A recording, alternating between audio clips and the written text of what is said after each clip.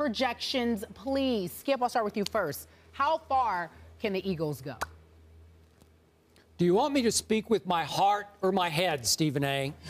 Because I'm excited. I'm happy to be back. I don't want to be an early buzzkill here. I don't want to be Mr. Negative. I'm going to speak with my heart. I'm going to push aside my better judgment. I'm going to say that Florida Gulf Coast will beat Florida on Friday night. I said it. I jinxed them. But I am on the bandwagon. Stephen A., I tweeted after they beat Georgetown, which probably should be no real shock, given Georgetown's history in the tournament. I said I'm on the bandwagon. I'm ready to drive the bandwagon. I am sold on this team. It is so March Madness. It has emerged as the Cinderella in a tournament filled with ugly stepsisters. Because, Stephen A., I can't find one even really good team. I see no great teams. I see Florida Gulf Coast. I see Brett Comer as the best point guard I've seen in this tournament, bar none. I see Sherwood Brown having an NBA body. I'm not saying he's going to be a great NBA player, but at 6'4", he leads them in rebounding, and he makes tough shot after shot after shot. They play fearless basketball because they know they're good enough to win these games. They went on the road and played tough teams, big college teams all year. They went to Duke, and they went to St. John's, they went to Iowa State, and they went to VCU, and they beat Miami at home by 12. So they're not afraid. So, Stephen A., at Jerry World on Friday night, even though it's a big stage, literally a big stage with a tough shooting background, I like it that they're playing the second game and that the winner of the Kansas-Michigan game ahead of them, that crowd will stay and root for the Eagles. I think they'll have a huge home court advantage on Friday night. And I'm not sold on Florida. They lost 7 fairly close games. I think they're beatable in the last couple of minutes. And I think Brett Comer will control the game late. And Florida Gulf Coast will be the talk of the country once again on Friday night. Well, I get where you're coming from, and obviously none of your arguments are implausible. I can't, poo-poo them, as they say. I can't knock them because you make some very, very valid points. And certainly when you're talking about, Florida Gulf Coast, Skip, come on now.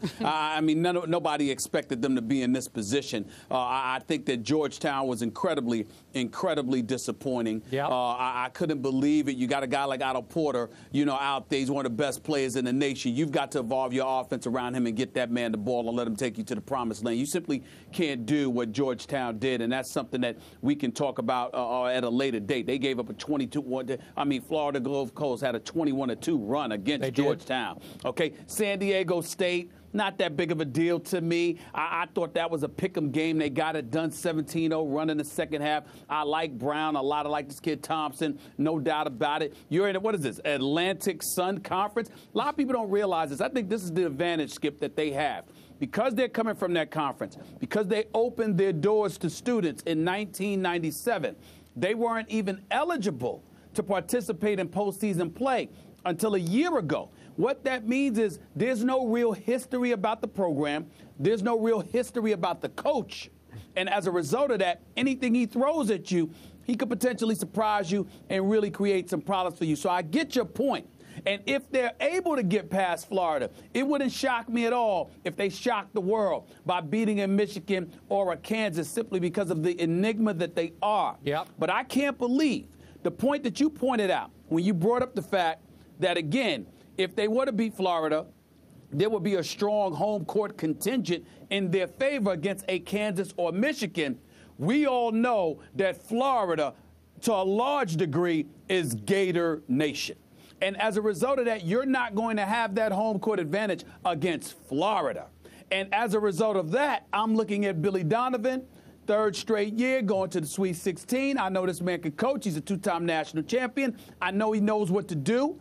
And as a result of that, I know that these guys, Florida, even though there's going to be an immense amount of pressure on them, I know that they have the ability to respond because more so than anybody else in the country, Florida doesn't want to fall the Florida Gulf Coast. You don't want to do that. That will not look good. Well, so as a result of that, I'm just going to go with, because of that reason, because of that element, I'm going to lean towards Florida. I think it'll be a nail-biter. I think it'll be tight. I don't think that Florida Gulf Coast should be dismissed.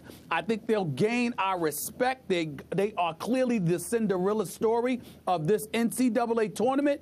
But you're going to have to show me that you, being an amateur, a novice in the NCAA tournament, can roll up in the Sweet 16 and take out a Billy Donovan coached Florida Gators squad. I can't go that far. I can't do that to Billy Donovan. He's too great of a coach. He's accomplished too much, and I know he knows what's at stake, and I think he will have his troops ready, especially since he called out fifth-year senior Mike Rosario, played like garbage in the first round, got benched, comes out last night, hits 25 points, drops 6 threes because Billy Donovan admitted that he called him out in front of his entire team. That's a big deal because now he's up and everybody knows they could be in danger of being called out as well. I think they'll answer the bell, respond to the challenge in somewhat of a nail-biter. I think it'll be real tight, but Florida will pull away late and win the next game.